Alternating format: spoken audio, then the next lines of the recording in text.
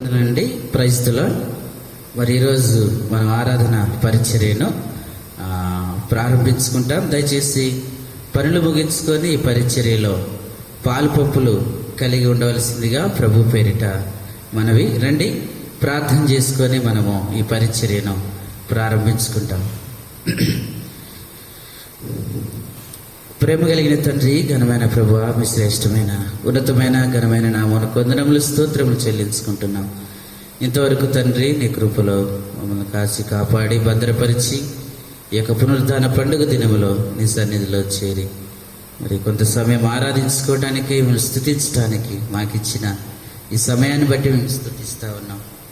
ప్రభువా, నాడు ఈ లోకములో ప్రభువా మరి పాపులమై ఉంటున్నప్పుడు పాపం ద్వారా పట్టబడిన వారమై మరణానికి పాత్రలమవలసినటువంటి మమ్మలను తండ్రి మరి ప్రేమించి లోకంలో నుంచి విడుదల అనుగ్రహించి మీ బిడ్డలుగా మమ్మల్ని అంగీకరిస్తూ వచ్చిన మీ కృపను బట్టి మీకు వందనాలు. రక్షించిన నాటి నుంచి నాటి వరకు నీ కృపలు భద్రపరుస్తున్నారు, అందరు బట్టి స్తుతిస్తా ఉన్నాం.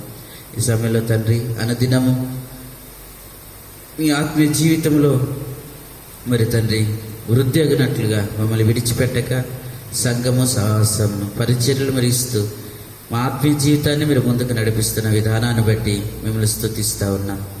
ఈ సమయంలో తండ్రి యొక్క పునరుద్ధాన పండుగ దిన పరిచర్యను ప్రారంభించుకొని చుండగా ప్రారంభం నుంచి అంతం వరకు మీ నామానికి మహిమకరంగా జరిగించుకురండి. పాడబోయే పాటల్లోనూ మంచి కంఠస్వరాలను మీరు అనుగ్రహించి మీ నామాన్ని హెచ్చించదగిన రీతిలో పాడగలిగినట్లుగా సహాయం చేయండి.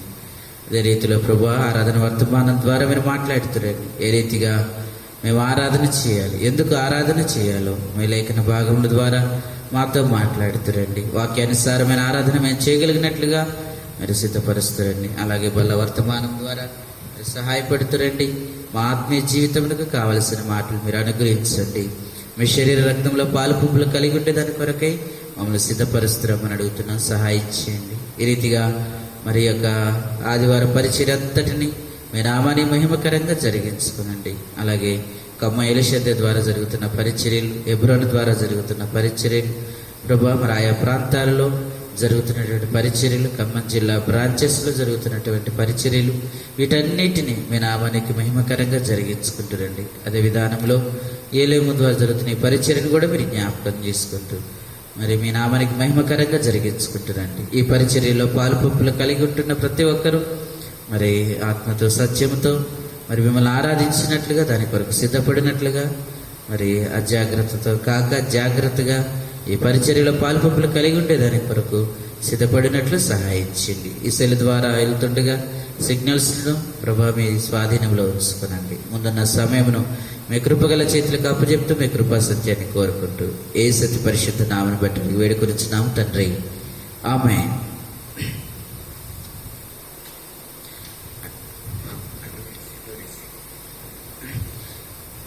మనం పాటలు పాడుకుంటాము.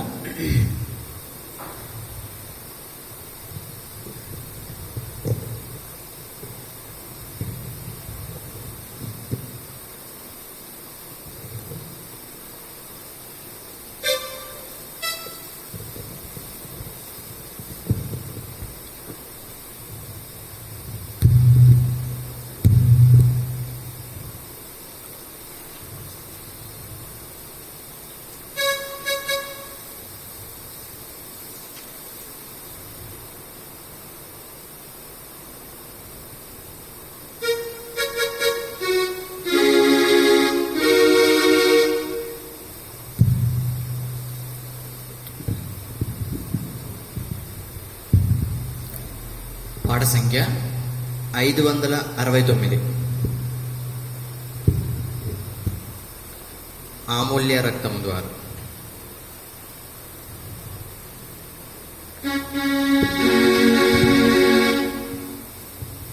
596.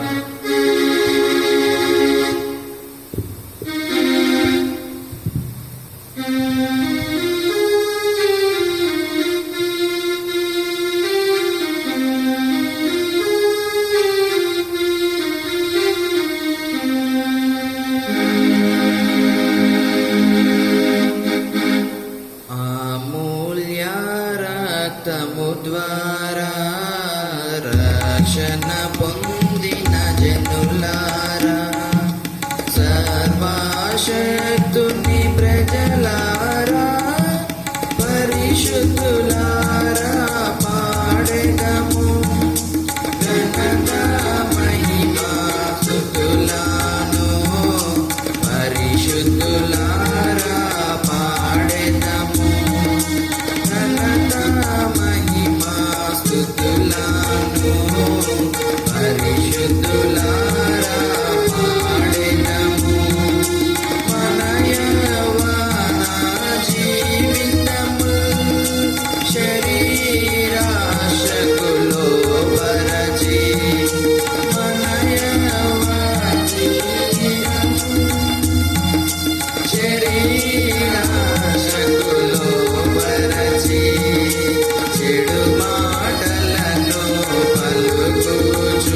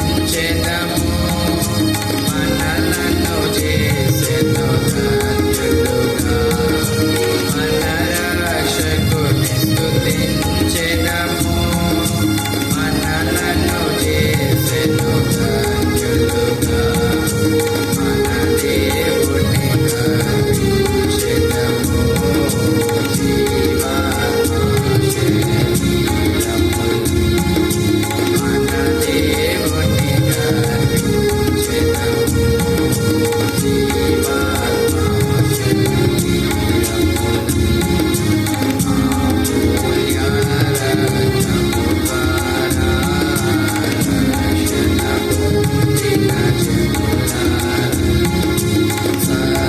సర్వశక్తుని ప్రజలారా పరిశుద్ధులారా పాడెదము ఘనత మహిమా స్తుతులను పరిశుద్ధులారా పాడెదము ఘనత మహిమా స్తుతులను పరిశుద్ధులారా పాడెదము.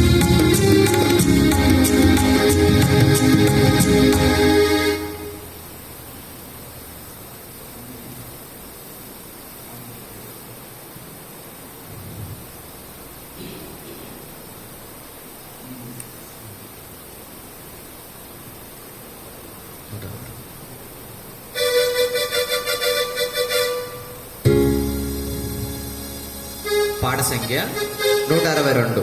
నీదు విశ్వాసత మా ప్రభు యేసు.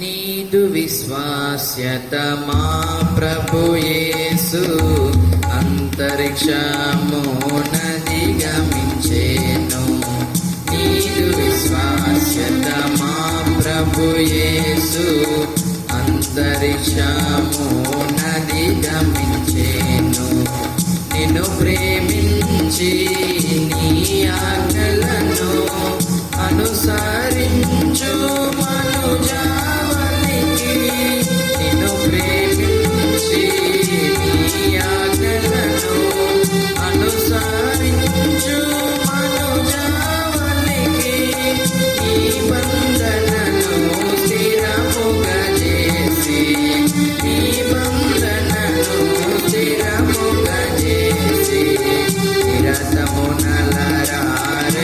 మా ప్రభువా నిరతమునలరారెడు మా ప్రభువా నీదు విశ్వాస్యత మా ప్రభు యేసు అంతరిక్షమునదిగమించెను నీదు విశ్వాస్యత మా ప్రభు యేసు అంతరిక్షమునదిగమించెను వేయి తరముల వరకు సరిగా విలసిల్లేటి వెళ్ళలేని మా వేయి తరముల వరకు సరిగా విలసిల్లేటి వెళ్ళలేని మా వింతల కృపా బుధియగు దేవా వింతల కృపా బుధియగు దేవా ఎంతయో నిన్ను స్తుతింతుము కోరి ఎంతయో నిన్ను స్తుతింతుము కోరి నీదు విశ్వాస్యత మా ప్రభు యేసు అంతరిక్షమునదిగమించెను నీదు విశ్వాస్యత మా ప్రభు యేసు అంతరిక్షమునదిగమించెను నీదు సత్య సందర్భ మహిమా నిరతము నిలయం సంస్తుతులకు నీ సత్య సందర్భ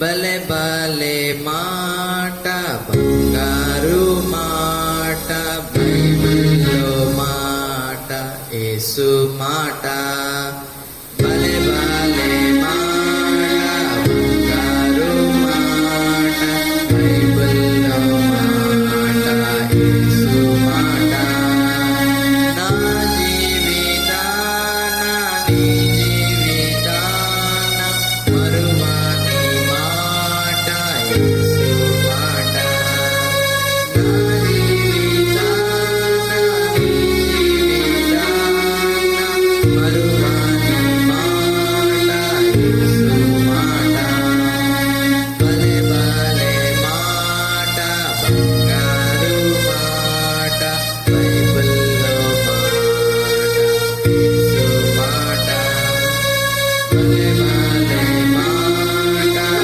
బంగారు మాట బైబిల్లో మాట యేసు మాట.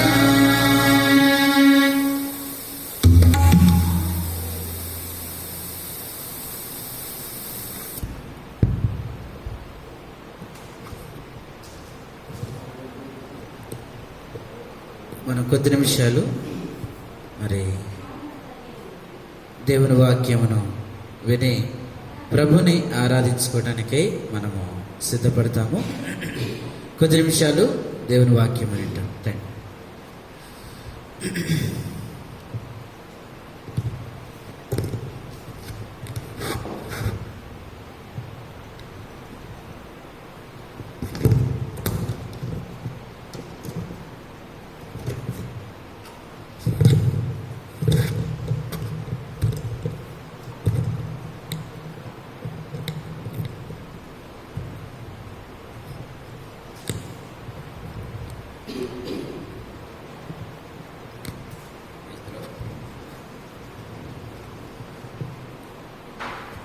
Praise the lord. Praise the lord అండి.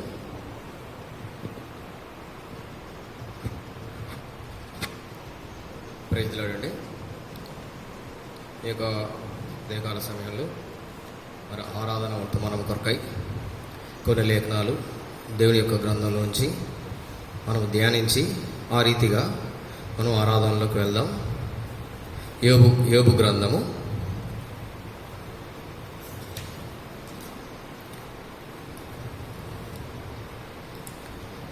యోబు గ్రంథము 9వ అధ్యాయము. యోబు గ్రంథము 9వ అధ్యాయము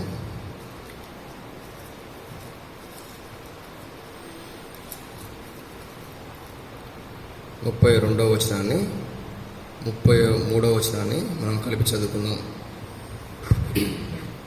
యోబు గ్రంథము 9వ అధ్యాయము 32, 33 కలిసి చదువుకుందాం.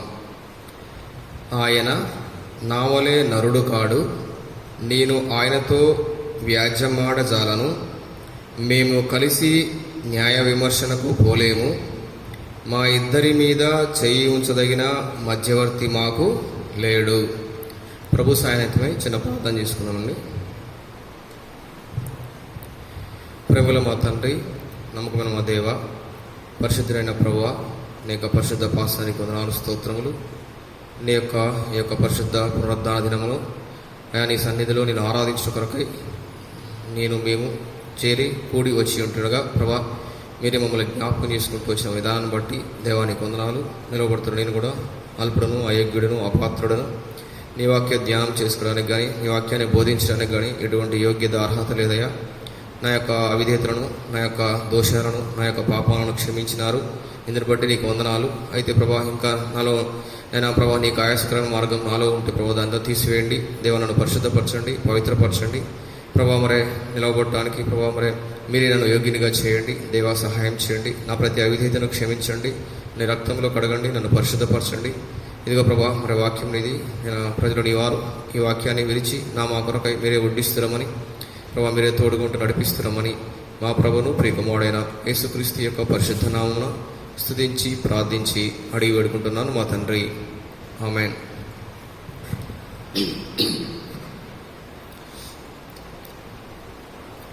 ఇక్కడ మనకందరికీ తెలిసింది.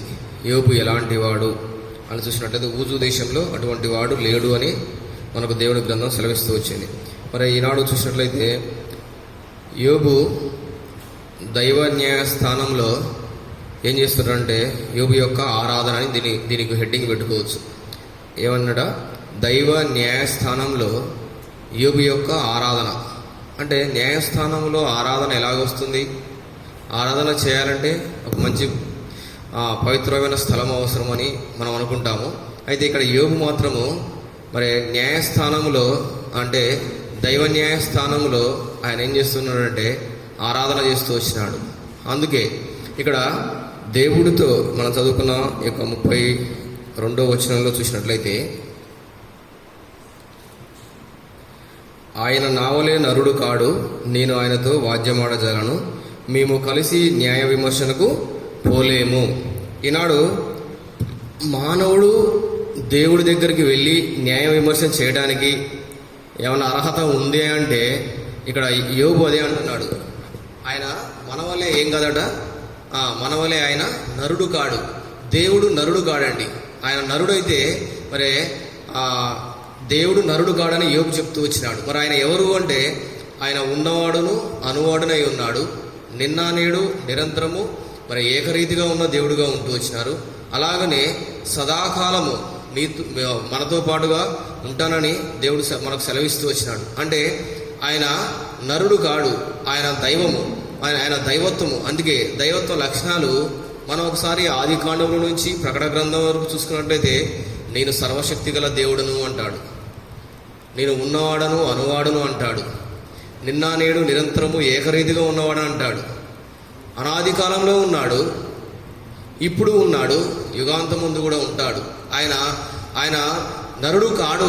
ఆయన ఎవరు అంటే దైవత్వం పోలిన దేవుడు. అయితే ఈ దేవుడితో వాద్యమాడటానికి మానవుడికి ఏమైనా అర్హత ఉందా అని ఒకసారి ఆలోచన చేసినట్లయితే, మానవుడు ఎటువంటి వాడు అనేది మనకు కీర్తన గ్రంథంలో 1వ అధ్యాయంలో మనకు ఏమి సెలవిస్తూ వచ్చిందంటే, మరి దావీదు గారు అంటారు ఈ విధంగా, ఏమనంటే, నేను పాపములోనే పుట్టినవాడను, పాపములోనే నా తల్లి ఏం చేసిందట, నన్ను గర్భము ధరించింది. నేను పాపంలో ఉన్నవాడిని, పాపంలోనే నా తల్లి గర్భం ధరించింది. అందుకే మరి ఇంకా చూసినట్లయితే అనేక లేఖనాలు దేవుని యొక్క గ్రంథంలో మన యొక్క పాపములు, మన యొక్క దోషములు చూసినట్లయితే, మన అతిక్రమములు చూసినట్లయితే అవి లెక్కకు మించి ఉన్నవని రాయబడుతూ వచ్చింది. మరి మానవుడు ఎలాగూ దోషి అయినాడు అని ఆలోచన చేసినట్లయితే, మొట్టమొదటి ఆది ఆదాము చేసిన ఆ యొక్క దోషము, ఆ యొక్క అపరాధము, ఆ యొక్క పాపము ఈనాడు అందరికీ కూడా, లోకంలో ఉన్న అందరికీ కూడా సంప్రాప్తమైనది రాయబడుతూ వచ్చింది. అంటే మొదటి మానవుడు మరి ఆదాము పాపము చేసి ఆ యొక్క దోషాన్ని రొమ్ములో దాచుకున్నాడు. ఈనాడు ఆ యొక్క ఆదాము సంతానమైన నీవు నేను మనమందరము కూడా ఏమవుతున్నామంటే ఈ యొక్క దోషానికి, ఈ యొక్క పాపానికి మనం అతిథులమే కాదు, అలాగలో వచ్చిన వారమే మనం. అయితే దీనికి నివారణ ఎలాగా? మరి ఇక్కడ యోబు ఏమంటున్నాడంటే, దేవుని న్యాయస్థానంలో దేవుడితో వాదించడానికి కానీ, దేవుడితో మరి అక్కడ చూసినట్లయితే ఆ దేవుని సన్నిధిలో చేరి మరి వాద్యమాడటానికి కానీ నరుడు ఎంతటి వాడు. అందుకే ఇక్కడ 9వ అధ్యాయంలో, యోబు 9వ అధ్యాయంలో 1వ వచనంలో మనం ఒకసారి ఆలోచన చేసినట్లయితే, నరుడు దేవుని దృష్టికి ఎట్లు నిర్దోషి అవుతాడు? నిజమే, దేవుని దృష్టికి మానవుడు నిర్దోషుడిగా కనబడ్డు. ఎప్పుడు దోషాలు అలాగనే ఉంటాయి. అందుకే దావీదు అంటే, అయ్యా నా దోషం పోనట్లు నన్ను బాగుగా కడుగు అంటాడు. ఎంత కడిగినా కూడా అది పోయేది కాదు, అది మరకవలే కనబడుతుంది. అందుకే మీ యొక్క నీతి క్రియలు ఎటువంటి వంట దేవుడి గ్రంథం సెలవిస్తూ వచ్చింది. మన యొక్క నీతి క్రియలు దేవుని ఎదుట మురికి పేలికలను రాయబడుతూ వచ్చింది. ఈనాడు అటువంటి మురికి పేలికలతో మరి మన దేవుడి సన్నిధానానికి వెళ్తామంటే వెళ్ళలేము. ఆయనతో వాద్యమాడ జాలుతామా? వాద్యమాడ జాలేము. అందుకే ఇక్కడ వాడు ఆయనతో వాద్యమాడ గోరేడెలా 3వ వచనం, 9వ అధ్యాయము 3వ వచనంలో చూసినట్లయితే, వాడు ఆయనతో వాద్యమాడ గోరేడెలా 1000 ప్రశ్నలలో ఒక్కదానికైనాను వాడు ఆయనకు ఉత్తరం ఇయ్యలేడు. దేవుడు ఒకవేళ దేవుడితో వాద్యమాడాలని, దేవుడితో వాదనకు దిగాలని అక్కడికి వెళ్ళినట్లయితే 1000 ప్రశ్నలలో కూడా మానవుడు ఒక్క సమాధానం కూడా ఇవ్వలేడట. మరి ఆయన అనంత జ్ఞాని అయి ఉంటూ వచ్చినాడు. మరి ఆయన జ్ఞానానికి మితి లేదని రాయబడుతూ వచ్చింది. మరి మన జ్ఞానం, మనం అజ్ఞానులము, మనకేమి తెలివిలేని వారము. మనం చూసినట్లయితే మన అపరాధముల చేతను, మన పాపముల చేతను మన స్థితి, ఎఫ్ఎస్సి రాసిన పత్రిక 2వ అధ్యాయంలో కనుక ఒకసారి ఆలోచన చేసినట్లయితే మన స్థితి ఎలాగుంది అంటే మరి చచ్చిన వారముగా ఉంటూ వచ్చినాము. మనం ఎలాగున్నాము ఇంకా ఆలోచన చేసినట్లయితే అక్కడే రాయబడుతూ వచ్చింది, దైవ ఉగ్రతకు ఈనాడు మానవుడు పాత్రుడుగా ఉంటూ వచ్చినాడు. దేవుని యొక్క ఉగ్రతకు నేను కూడా ఎలాగున్నామంటే ఆ దైవ ఉగ్రతకు పాత్రులమే మనము. దేవుని సన్నిధానానికి చేరడానికి కానీ, దేవుని సన్నిధానానికి అక్కడ వెళ్ళడానికి కానీ మనకు ఎటువంటి అర్హత కానీ, ఎటువంటి మరి క్వాలిఫికేషన్ కానీ ఈనాడు మనకు లేదు. మరి అయితే ఇక్కడ యోబు ఏమంటున్నాడంటే, అయ్యా మరి దేవుడికి నరుడికి మధ్యలో ఒక మధ్యవర్తి అవసరము. అంటే దేవుడికి నరుడికి ఒక మధ్యవర్తి అవసరము. ఆ మధ్యవర్తి ఎవరు అని ఒకసారి ఆలోచన చేసినట్లయితే తిమోతి రాసిన పత్రిక 1 తిమోతి 2వ అధ్యాయంలో చూసుకుందాము. 1 తిమోతి 2వ అధ్యాయము 5వ వచనం ఒకసారి ఆలోచన చేసినట్లయితే, దేవుడు ఒక్కడే, అంటే దేవుడు అనబడేవారు ఒక్కడే ఉంటాడు. అలాగే చూసినట్లయితే దేవునికి నరులగును మధ్యవర్తియు ఒక్కడే, ఆయన క్రీస్తు యేసును నరుడు. ఈనాడు చూసినట్లయితే మధ్యవర్తి అవసరమని యోబు అంటున్నాడు. మరి ఈ మధ్యవర్తి ఎవరు? మరి మానవుడే దేవుడుగా ఉన్నాడు. దేవుడే మానవుడుగా ఈ లోకానికి మధ్యవర్తిగా నీ కొరకై నా కొరకై ఆయన మధ్యవర్తిగా వస్తూ వచ్చినాడు. ఆయన క్రీస్తు యేసును నరుడు. మరి ఈయన ఏం చేస్తూ వచ్చినాడు అంటే ఇక మనందరికీ తెలిసిన విషయమే.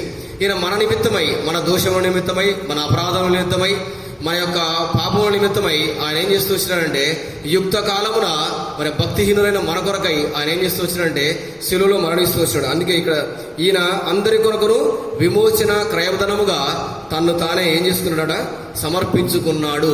ఈ మధ్యవర్తి ఏం చేస్తూ వచ్చినాడంటే తనను తాను సమర్పించుకుంటూ వచ్చినాడు.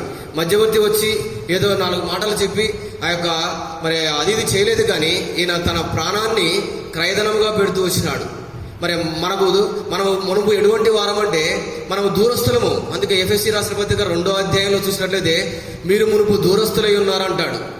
మరి మీరు పరదేశులు అంటారు, మీరు వాగ్దానం మీకు లేదు, వాగ్దాన నిబంధన లేని పరజనులు అంటారు, లోకమందు దేవుడు లేని వారిగా ఉంటూ వచ్చినారు. అంటే ఒకప్పుడు నేను మన పరిస్థితి ఎలాగుంది అంటే మరి దేవుడు లేని వారిగానే ఉంటూ వచ్చినాము, మునుపు దూరస్తులుగానే ఉంటూ వచ్చినాము. దేవుడితో సమాధానపరచడానికి, దేవుడితో ఐక్యపరచడానికి నీకు నాకు ఎటువంటి అర్హత లేదు. అయితే దేవుడే నరుడుగా వచ్చి, దేవుడే మానవుడుగా వచ్చి శరీరాకారంలో, తన సొంత శరీరాకారంలో ఏం చేస్తూ వచ్చినాడంటే నీ కొరకై నా కొరకై మనందరి కొరకై ఈ లోకంలో నరుడుగా దిగి వచ్చినాడు. ఆయన ఇంకా చూసినట్లయితే ఫిలిప్పీ రాసిన పత్రిక 2వ అధ్యాయంలో మరి ఆయన ఒక వాక్యం చూసినట్లయితే చూసుకుందామండి. ఫిలిప్పీ రాసిన పత్రిక, ఆయన ఎలాగొచ్చినాడు ఈ లోకానికి? నరుడుగా వచ్చినాడు. అయితే ఆయన చేసిన క్రయధనానికి ఫిలిప్పీ రాసిన పత్రిక 2వ అధ్యాయము ఇక్కడ చూసినట్లయితే ఆయన దేవుని స్వరూపము కలిగిన వాడై ఉన్నాడు. ఇక్కడ కూడా గమనించాల్సిన విషయం ఏంటంటే ఆయన మధ్యవర్తిగా వచ్చినాడు. అయినప్పటికీ కూడా ఆయన యొక్క పరిస్థితి ఎలాగుంది? ఒకప్పుడు పరిస్థితి దైవత్వం పూరిన దేవుడు మానవుడి కొరకై మరి దేవుని స్వరూపంలో ఉన్న ఆయన విడిచిపెట్టకూడదని భాగ్యమని ఎంచుకోనలేదు, కానీ మరి మనుషునికి పోలికగా పుడుతూ వచ్చినాడు. ఆ మధ్యవర్తి ఎలాగొచ్చినాడు అంటే మానవ పోలికగా వచ్చుతూ వచ్చినాడు. తర్వాతకి దాసుని స్వరూపం ధరించుకున్నాడు, తను తానే రిక్తునిగా చేసుకున్నాడు. ఆయన ఆకారమందు మనుష్యుడిగా కనబడి మరణం పొందినంతగా, అంటే శిలువ మరణం పొందినంతగా ఆయన ఏం చేస్తూ వచ్చినాడంటే మరి తను తాను ఏం చేస్తున్నాడు? తగ్గించుకున్నాడు. ఈ యొక్క మానవుడు మరి విమోచించిన కొరకై, మానవుడిని విమోచించిన కొరకై ఆ దేవాది దేవుడే తను తాను ఏం చేస్తున్నాడంటే తగ్గించుకుంటూ వచ్చినాడు. ఈనాడు మరి దైవ ఉగ్రతకు పాత్రులైన మనల్ని విడిపించడం కొరకై ఈనాడు ఏం చేస్తున్నాడంటే ఆయనగా ఈ లోకానికి వస్తూ వచ్చినాడు. ఒకవేళ ఆయన రాకపోతే ఈనాడు నేను ఆ దోషాలను బట్టి ఆ దోషాలు ఎట్లుంటాయట? అవి మితి లేనివని రాయబడ్డవి, అవి లెక్క లేనివని రాయబడ్డవి. ఈనాడు చూసినట్లయితే మన దోషాలు పట్టుకుంటే ఎవరు నిలవగలరు? ఇక్కడ యోబు కూడా ఒకసారి అంటాడు, అసలు మానవుడు నిర్దోషి అయినట్లు మానవుడు మరి ఇక్కడ మానవుడు పరిస్థితి ఎలాగుంది? అసలు నిర్దోషుడితో కారణం ఎలాగో అవుతాడు? నిర్దోషి కాలేడు మానవుడు. తల్లి గర్భంలో పిండం గర్భంలో ఉంటే మానవుడు పాపంగా ఉంటే ఇక వాడు నిర్దోషి ఎలా అవుతాడు? మన దోషాలు మితిలేనిగా ఉంటూ వచ్చినాయి. అటువంటి పరిస్థితిలో దేవాది దేవుడే నీకు నాకు మనందరికీ మధ్యవర్తిగా ఈ లోకానికి వస్తూ వచ్చినాడు. ఆయన వచ్చి ఏమి చేసినాడంటే శిలువలో మరణిస్తూ వచ్చినాడు. ఆయన ఒకవేళ మరణించినట్లయితే, ఆయన క్రయధనం చెల్లించినట్లయితే మన మనకు విరోధముగాను మన మీద రుణముగా ఉన్న ఆ పత్రాన్ని మేకులతో శిలువ కొట్టించి బహాటముగా నిన్ను నన్ను ఏం చేస్తున్నాడంటే జయోత్సవంతో ఊరేగించుతూ వచ్చినాడు. మరి ఈనాడు మరి ఒకవేళ ఆయన కనుక ఆ కార్యం చేయనట్లయితే, దేవుడే ఈ కార్యం చేయనట్లయితే మనము నిత్య నరకానికి నిత్య అగ్నికి మనం వారసులుగా ఉంటూ వచ్చినాం. ఇప్పుడైతే దేవుడితో సమాన వారసులుగా, వాగ్దానం ఒకప్పుడు లేదు మనకి, ఇశ్రాయేలు ప్రజలు సహపౌరులం కాము, అయితే ఇప్పుడు వాగ్దానం ఇచ్చినాడు మనకి. తర్వాతకి ఇశ్రాయేలుతో సహపౌరత్వాన్ని ఇస్తూ వచ్చినాడు. మరి దేవుడు లేడనే లోకంలో ఉన్న మనల్ని ఆయన దేవుడుగా, నీకు నాకు దేవుడుగా, అందుకే దేవుడు యెహోవా దేవుడుగా జనులు ఎలాంటి వారట, ఇప్పుడు ధన్యతలోకి తీసుకొచ్చినారు, నిన్ను నన్ను ధన్యతలోకి తీసుకొచ్చినాడు. ఆయన మధ్యవర్తిగా వచ్చి, అందుకే యోబు అంటాడు, అయ్యా మరి దేవుడికి మానవుడికి ఒక మధ్యవర్తి అవసరం, ఆయనే క్రీస్తు యేసు నరుడు, మరి ఆ నరుడుగా ఈ లోకానికి వస్తూ వచ్చినాడు అని చెప్పేసి రాయబడుతూ వచ్చింది. ఇది మరి దీన్ని ఇంగ్లీష్లో ఏమంటారంటే మీడియేటర్ అంటారు. ఇది మధ్యవర్తిత్వం. ఇది మొట్టమొదటిగా దేవుడు మన కొరకై చేసిన మధ్యవర్తిత్వం. రెండవది చూసుకున్నట్లయితే యోబు రాసిన గ్రంథము 16వ అధ్యాయము, యోబు రాసిన గ్రంథము 16వ అధ్యాయము 19వ వచనంలో చూసినట్లయితే, ఇప్పుడు నాకు సాక్షి అయిన వాడు పరలోకంలో ఉన్నాడు, నా పక్షముగా సాక్ష్యము పలుకువాడు పరమందు ఉన్నాడు. ఇక్కడ ఏమంటున్నాడంటే, ఇప్పుడు నాకు సాక్షి అయిన వాడు పరలోకంలో ఉన్నాడు. ఈనాడు సాక్షి అంటే విట్నెస్. ఈనాడు సాక్షి అయిన వాడు ఎక్కడున్నాడట? పరమందు ఉన్నాడు. మరి మన యొక్క దోషాల గురించి ఎప్పుడు కూడా అపవాది ఏం చేస్తారంటే, వాడు గర్జించు సింహం వలె ఎవరిని మృంగుతున్నా అని మన మీద దోషారోపణ చేస్తూ వచ్చినాడు. దోషారోపణ చేస్తున్నప్పటికి కూడా దేవాది దేవుడు ఎటువంటి దేవుడు ఈయననే ఒకసారి మనం ఆలోచన చేసినట్లయితే, ఇదే యోహాను భక్తుడు ఆ యొక్క పద్మాసు దీపంలో దేవుని యొక్క ప్రత్యక్షతను ఆపేక్షిస్తూ ఆయన ఏం చేస్తూ వచ్చినాడంటే, ఆయన యొక్క ప్రత్యక్షను ఆపేక్షించిన ఆయన దేవుడి యొక్క స్వరూపాన్ని నిదానించి చూస్తూ వచ్చినాడు. ఆయన ఎటువంటి వాడు? ప్రకటన గ్రంథము 1వ అధ్యాయంలో 5వ వచనం ఒకసారి మనం చూసి ఆలోచన చేసినట్లయితే, ప్రకటన 1:5లో, నమ్మకమైన సాక్షియు, మృతుల నుండి ఆది సంభూతుడుగా లేచిన వాడును, భూపతులకు అధిపతి అయిన యేసుక్రీస్తు నుండి. ఇక్కడ చూసినట్లయితే ఈయన ఎటువంటి సాక్ష్యము అంటే నమ్మకమైన సాక్ష్యము. ఈనాడు ఒక న్యాయస్థానంలోకి వెళ్ళినప్పుడు, న్యాయస్థానంలో ఒక న్యాయం జరగాలి అన్నప్పుడు ఒక్క వ్యక్తి దగ్గర ఒక విట్నెస్ ఉంటే ఇంకొక వ్యక్తి దగ్గర ఇంకో విట్నెస్, ఈ విట్నెస్లన్నీ కూడా ఇద్దరు కూడా ఏం చేయాలంటే ఆ న్యాయపీఠం మీద దాన్ని నిరూపించుకోవాల్సిన ఆవశ్యకత ఉంటూ వచ్చింది. ఒక్కోసారి ఆ న్యాయాన్ని అన్యాయంగా చేసి కూడా వారు న్యాయంగా గెలిపించే అవకాశము న్యాయస్థానంలో ఉంటుంది. కానీ మన ప్రభువు మన పక్షానగా అలాగూ చేయలేదు. ఆయన ఎలాగున్నాడంటే నమ్మకమైన సాక్షిగా ఉంటూ వచ్చినాడు. నీ పట్ల నా పట్ల ఆయన ఎట్లా ఉన్నాడంటే నమ్మకమైన సాక్షిగా ఉన్నాడు. అందుకే యోహాను, మన బాప్టిజం ఇచ్చు యోహాను సువార్తలో 1వ అధ్యాయంలో ఆయన సాక్ష్యం ఇస్తూ వచ్చినాడు. చూసుకుందామండి, అది కూడా యోహాను సువార్త 1వ అధ్యాయము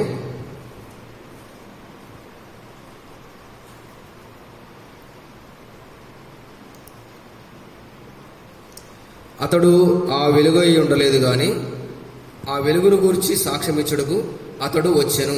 అంటే ఇక్కడ యోహాను వెలుగు అయి ఉండలేదు కానీ ఆ లోకంలో ఒక వెలుగు ఉంది. ఆ వెలుగు గురించి ఏం చేస్తూ వచ్చినాడంటే సాక్ష్యం ఇవ్వడానికి వచ్చినాడని చెప్తుంది. మరి నిజమైన వెలుగు ఉండెను, అది లోకంలోకి వచ్చును, ప్రతి మనుషుల్ని వెలిగించుతున్నది. ఆయన లోకంలో ఉన్నను, లోకం ఆయన మూలము కలిగిన గాని లోకం ఆయనను తెలుసుకొనలేదు. ఆయన వెలుగైన దేవుడు నిన్న నేడు నిరంతరం ఏకరీతికున్న దేవుడు ఏం చేస్తూ వచ్చినాడంటే నీ పట్ల నా పట్ల సాక్ష్యం చెప్తూ వచ్చినాడు, సాక్షిగా ఉంటూ వచ్చినాడు. మరి అంతేకాదు, మరి పిలాతు విషయం, ఇక్కడ పిలాతు కూడా అంటాడు, ఏమంటాడు?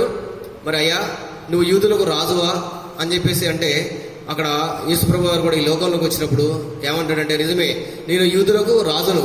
మరి ఏ రాజు అంటే సత్యమును గురించి నేను సాక్ష్యం ఇవ్వడానికి వచ్చినా అంటాడు. ఆయన ఏ సాక్ష్యం అట? సత్యమును గురించి సాక్ష్యం ఇవ్వడానికి నేను ఈ లోకానికి వచ్చినాను ఆయన సెలవిస్తూ వచ్చినారు. మరి అందుకే మనం అనేకసార్లు గాస్పులలో చెప్పుకుంటాం ఏమంటే, మరి నేనే మార్గము సత్యము జీవము, నా ద్వారానే తండ్రి యొద్దకు అని చెప్పేసి, అంటే ఈనాడు ఆయన సాక్ష్యం ఇస్తూ వచ్చినాడు. ఈ సత్య సాక్షిగా నీ పట్ల నా పట్ల ఆయన ఉంటూ వచ్చినాడు. ఇది రెండో అంశము. ఈనాడు చూసినట్లయితే ఆయన మనకు విట్నెస్గా ఉంటూ వచ్చినాడు. మొదటగా మనకు మీడియేటర్గా ఉంటూ వచ్చినాడు. రెండవదిగా మన పట్ల ఒక నమ్మకమైన సాక్షిగా, అంటే విట్నెస్గా దేవుడే మన పట్ల విట్నెస్గా ఉంటూ వచ్చినాడు. ఇదంతా గొప్ప ధన్యత. దీన్ని బట్టి మనం ఏం చేయాలంటే దేవుణ్ణి మనం ఆరాధించబద్ధులమై ఉంటూ వచ్చినాం. మూడవదిగా చూసుకున్నట్లయితే యోబు రాసిన గ్రంథము 16వ అధ్యాయము, యోబు రాసిన గ్రంథము 16వ అధ్యాయము 19వ వచనం మరోసారి చూసినట్లయితే, ఇప్పుడు నాకు సాక్షి అయిన వాడు పరలోకంలో ఉన్నాడు. ఇప్పుడు నాకు సాక్ష్యమైన వాడు ఎక్కడున్నాడా? పరలోకంలో ఉన్నాడు. పరలోకంలో ఉన్నాడు. ఇప్పుడు సాక్షి అయిన వాడు ఎలా ఉన్నాడు? ఆయన మధ్యవర్తిగా వచ్చినాడు. తిరిగి మనం ఏం చేస్తూ వచ్చినాడంటే సమాధి చేయబడి చనిపోయి 3వ దినముగా తిరిగి మృత్యుంజయంగా లేచి మన మధ్యలో మనకు పరిశుద్ధాత్మను అనుగ్రహించి మన కొరకై నిరంతరము తండ్రి యొద్ద మరలా ఏం చేస్తున్నాడంటే విజ్ఞాపన చేసే దేవుడుగా ఉంటూ వచ్చినాడు. ఆయన ఎక్కడున్నాడంటే ఇప్పుడు పరమందున్నాడు. మనకు సాక్షిగా ఉన్న సాక్ష్యం పలుకువాడు ఇప్పుడు ఎక్కడున్నాడు అంటే పరమందున్నాడు. అందుకే యోహాను సువార్త 14వ అధ్యాయంలో, ఇదిగో మీ కొరకు నేను స్థలము సిద్ధపరచగొర వెళుతున్నాను, నేనుండు స్థలంలో మీరుండులాగున మీ కొరకై నేనేం చేస్తున్నాను? స్థలము సిద్ధపరచగొర వెళుతున్నాను అని అంటాడు. ఈనాడు మరి అంత గొప్ప దేవుడు. మరి అపవాది నిజమే. మరి అందుకే మొదటి యోహాను 2:1 చూసినట్లయితే,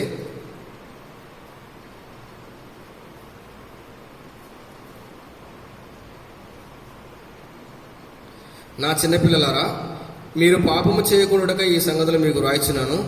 ఏమనగా ఎవడైనాను పాపము చేసిన ఎడల నీతిమంతుడైన యేసుక్రీస్తును ఉత్తరవాది తండ్రి యొద్ద మనకున్నాడు.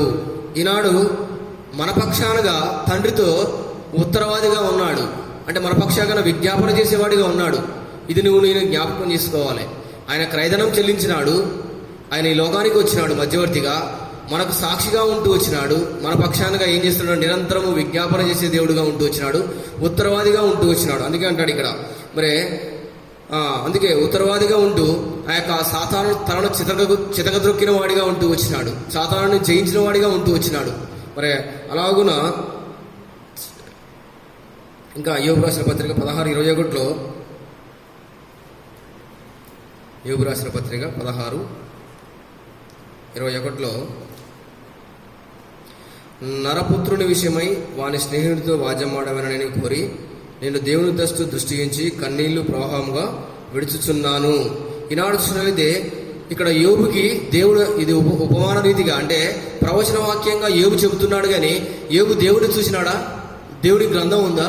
దేవుడి యొక్క లేఖనాలు ఉన్నాయా?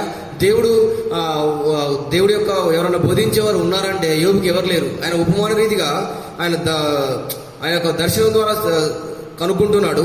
మేము దేవుని దృష్టి ఉంచి కన్నీళ్లు ప్రవాహముగా విడుచున్నాను. మరి నేను కూడా దేవుని కొరకై ఏనాడైనా కన్నీళ్లు విడిచినామా? విడవలేదు. దేవుని వాక్యము నీ దగ్గరకు శరీరధారిగా వచ్చింది. శరీరధారిగా నీ దగ్గరకు వాక్యం వచ్చినప్పుడు నువ్వేం చేసినావు? అనేకసార్లు నిర్లక్ష్యం చేసినావు. శరీరధారిగా వాక్యం నీ దగ్గరకు వచ్చినప్పుడు నువ్వు అనేకసార్లు తృణీకరించినావు. అయితే ఇక్కడ యోబు అలాగూ చేయలేదు. ఏమంటున్నాడంటే నేను కన్నీళ్లు విడిచినానయ్యా దేవుని తట్టు చూడాలని. నేను కన్నీళ్లు ప్రవాహంలో విడుస్తూ వచ్చినాను. నేను కూడా ఒకనాడు అలాగో దేవుని కొరకై కన్నీళ్లు విడిచిన వారిగా ఏమి లేవు. దేవుడే నీ కొరకై నా కొరకై ఈ లోకానికి వచ్చి అనేక మంది మరి పరిశుద్ధుల ద్వారా, ఆ యొక్క దేవుని యొక్క మరి దైవజనుల ద్వారా, పరిశుద్ధుల ద్వారా, పరిచారకుల ద్వారా దేవుని వాక్యము మన దగ్గరికి వచ్చినప్పుడు మనం దాన్ని అనేకసార్లు తృణీకరించినాము, అనేకసార్లు వ్యతిరేకపరుస్తూ వచ్చినాము. అయినప్పుడు కూడా ఆయన కృపాసత్య సంపూర్ణమైన దేవుడిగా ఉండి ఈనాడు నిన్ను నన్ను మరి ఆ పరమదేవుడి యొద్దకు చేర్చడం కొరకై ఆయన కూడా ఏం చేస్తూ వచ్చినాడంటే ఈ లోకానికి శరీరాకారంగా వస్తూ వచ్చినాడు. మరి ఇంకా చూసినట్లయితే ఆయన రక్త మాంసంలో ఏం చేస్తూ వచ్చినాడంట? పాలివాడగుతూ వచ్చినాడు. మరి దేవుడు మరి ఈనాడు ఆయన క్రయధనం చెల్లించకపోతే మరి నీ పరిస్థితి, నా పరిస్థితి ఎలాగుంటుంది మనం ఒకసారి ఇది మనం జ్ఞాపకం చేసుకోవాలి. ప్రభా, నీవు పరమందుండి నా పక్షానగా నిరంతరం విజ్ఞాపన చేసే దేవుడిగా ఉంటూ వచ్చినవా? నాకు ఉత్తరవాదిగా నువ్వు ఉంటూ వచ్చినవా? నువ్వు అలాగ దొరికినందుకై దేవా నీ కొరకై మరి నువ్వు చేసిన క్రయధనం కొరకై నీకు వందనాలు చెల్లించుకుంటున్నావు అని చెప్పేసి మనం ఆయనకు మరి కృతజ్ఞత కలిగి ఉండవలసిన ఆవశ్యకత ఎంతైనా ఉంటూ వచ్చింది. ఇంకా చూసినట్లయితే ఇది మూడవది. అంటే మొట్టమొదటిదిగా మనకు ఆయన మీడియేటర్గా ఉంటూ వచ్చినాడు. రెండవదిగా ఆయన విట్నెస్గా ఉంటూ వచ్చినాడు.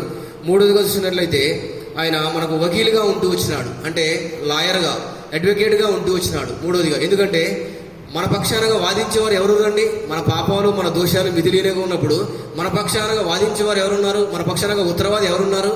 క్రీస్తు యేసు అన్న నరుడు ఈ లోకానికి భూలోకానికి వచ్చి నీ పక్షంగా నా పక్షంగా పరమ తండ్రికి ఏం చేస్తూ వచ్చినాడు? విజ్ఞాపన చేస్తూ వచ్చినాడు. అయ్యా, వారి దోషాన్ని, వారి పాపాన్ని వారి మీద మోపకు, వారి పక్షం. అందుకే తూర్పుకు పడమరకు ఎంత దూరమో అంత దూరము ఈనాడు నీ నా పాపాలను ఏం చేస్తూ వచ్చినాడంటే దూరపరుస్తూ వచ్చినాడు. ఇక నువ్వు ఎన్నడికి కూడా జ్ఞాపకం చేసుకుని అంటూ ఉంటాడు. శిలువ పైన ఆయన శిలువ వీపు పైన ఆయన భరిస్తూ వచ్చినాడు. అలాగున తండ్రికి మనకు ఆయన ఉత్తరవాదిగా ఉంటూ వచ్చినాడు. మొదటిగా విట్నెస్గా ఉంటూ వచ్చినాడు. తర్వాతకి చూసినట్లయితే మనకు మీడియేటర్గా ఉంటూ వచ్చినాడు. రెండవదిగా అడ్వకేట్గా ఉంటూ వచ్చినాడు. మరి నాలుగవదిగా చూసుకున్నట్లయితే ఆయన మనకు విమోచకుడుగా ఉంటూ వచ్చినాడు. యోబు రాసిన గ్రంథము 19వ అధ్యాయము, యోబు రాసిన గ్రంథము 19వ అధ్యాయము 1-2 వచనాలు చూసుకున్నట్లయితే, అంతటా యోబు ఇలాగూ ప్రత్యుత్తరమిచ్చెను, ఎన్నాళ్ళు మీరు నన్ను బాధింతురు, ఎన్నాళ్ళ మట్టుకు నన్ను నలగొట్టుదురు, 10 మారులు మీరు నన్ను బాధించిదిరి, సిగ్గులేక మీరు నన్ను బాధించెదరు, నేను తప్పు చేసిన.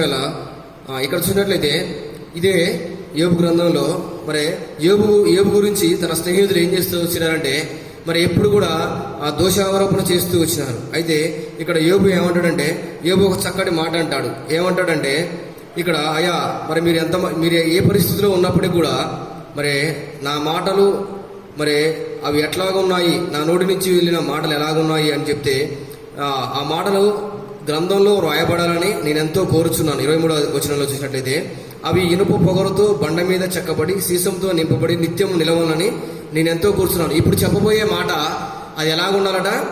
ఇనుప పొగరుతో బండ మీద చెక్కబడాలట. మరి ఎందుకు అంత ప్రాముఖ్యమా ఆ వచనము అంటే, అవును, తర్వాత చూసినట్లయితే సీసంతో నింపబడి నిత్యము నిలబడాలి అంటే నేను చెప్పబోయే మాట జీవగ్రంథంలో ఎప్పటికీ రాయబడాలి. అలాగే చూసినట్లయితే ఇనుప పొగరుతో బండ మీద చెక్కబడాలి, అది ఎప్పటికీ చెరిగిపోయేదిగా ఉండకూడదు. మరి ఏంటిది అంత గొప్పదైన మాట అంటే, ఇక్కడ 25వ వచనం చూసినట్లయితే, అయితే నా విమోచకుడు సజీవుడనియు తర్వాత ఆయన భూమి మీద నిలిచినను నేను ఎరుగుదును. నా విమోచకుడు, బట్ మా విమోచకుడు కాదు, ఎవరికి వారు కాదు. నా వ్యక్తిగతం ఆరాధన అనేది వ్యక్తిగతము. నా విమోచకుడు ఎటువంటి వాడు అంటే సజీవుడు. ఈనాడు మరి మన విమోచకుడు ఎటువంటి వాడు అంటే సజీవుడు. అందుకే తీతు రాసిన పత్రిక 2వ అధ్యాయం 14వ వచనంలో ఆయన ఏమంటున్నాడంటే, ఆయన సమస్తమైన దుర్నీతి నుండి మనల్ని విమోచించి సత్క్రియలందు ఆసక్తి గల ప్రజల కొరకు తన కోసం ఏం చేస్తూ వచ్చినాడంటే మరి తన సొత్తుగా చేసుకున్న కొరకు తన్ను తానుగా ఆయన ఏం చేస్తూ వచ్చినాడంటే బలిగాను అర్పణగాను అర్పించుకుంటూ వచ్చినాడు. అందుకే మొదటి పేతురు రాసిన పత్రికలు కూడా, మీరు వెండి బంగారం వంటి క్షయవస్తువుల చేత మీరు విమోచింపబడలేదు, అమూల్యమును నిర్దోషమును నిష్కలంకమైన క్రీస్తు యొక్క గొర్రెపిల్ల వంటి రక్తం చేత మీరు విమోచింపబడినని మీరు ఎరుగురా అని దేవుడు సెలవిస్తూ వచ్చినాడు. ఈనాడు ఎలాగ మనం విమోచింపబడ్డాము? యోబు అయితే అంటున్నాడు నా విమోచకుడు అంటున్నాడు. ఈనాడు మనం ఆరాధన చేస్తూ వచ్చినప్పుడు మరి అయ్యా మా అని అనుకుంటా నా వ్యక్తిగతంగా నా విమోచకుడు సజీవుడు అని మనం కూడా అనగలగాలి.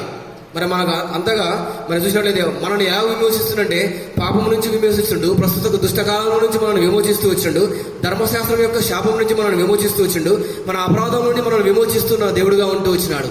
ఇటువంటి గొప్ప దేవుణ్ణి ఈనాడు మనం ఉదయకాల సమయంలో మరి నిజమే నా విమోచకుడు సజీవుడు, ఆయన ఉన్నవాడు అనువాడు, ఆయన నిరంతరము ఉన్నవాడు అని చెప్పేసి మనం ఆయన పక్షంగా ఏం చేయాలంటే ఆరాధించే దేవుడు. మరి ఆనాడు యోబుకు అటువంటి ఆవశ్యకత లేదు. ఆయన విమోచకుడు ఉన్నాడని ఆ ఉపమాన రీతిగా మనం దానిలో చెప్పబడుతూ వచ్చినాడు. అప్పుడు అక్కడ దేవుడి గ్రంథం కానీ వాక్యం కానీ లేదా ఎవరు బోధించిన వారు కానీ ఆయనకు ఎవరు లేరు. అయినప్పటికీ ఈనాడు మనకు వాక్యం ఉంది, దేవుని గ్రంథం ఉంది, దేవుని యొక్క వార్త, దేవుని యొక్క వాక్యము మనకు అనేక శరీరధారిగా ఈ లోకానికి వచ్చిన రాయబడుతూ వచ్చింది. మరి మనం ఏం చేయాలంటే నిజమే మనం కూడా ఆయన ఆరాధించబద్దులమే ఉంటున్నాడు. అయ్యా నా విమోచకుడు సజీవుడు అని ఇటువంటి 4 వంతుల అనుభవంతో ఈనాడు ఈ ఉదయకాల సమయంలో దేవుని మనం ఆరాధించబద్దులమే ఉంటూ వచ్చినాం. ప్రభు ఇచ్చిన వాక్యాన్ని దీవించిన గాక.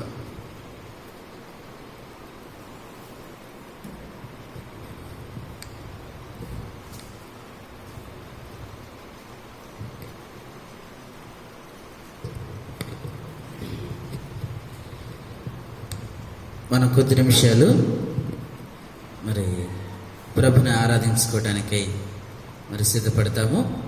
అయితే ఒక 15 నిమిషాల సమయం ఇవ్వబడుతుంది ఆరాధన చేయటానికి. 15 నిమిషాల తర్వాత మరలా నేను ఆరాధన చేసి రెండవ వర్తమానానికి మనం ప్రవేశిస్తాము. దయచేసి అందరూ ఆరాధన చేయటానికై ప్రయత్నం చేయండి. విన్నటువంటి వాక్య భాగమును బట్టి మరి కొద్ది నిమిషాలు ఇంట్లో ఉన్నవారంతా కూడా ప్రభుని ఆరాధించవలసిందిగా ప్రభు పేరిట మనవి. నేను తర్వాత ఆరాధన చేసి రెండవ వర్తమానాన్ని మరి మీ వద్దకు తీసుకొస్తాము. మనము కొద్ది సమయం ప్రభుని ఆరాధించుకుంటాం.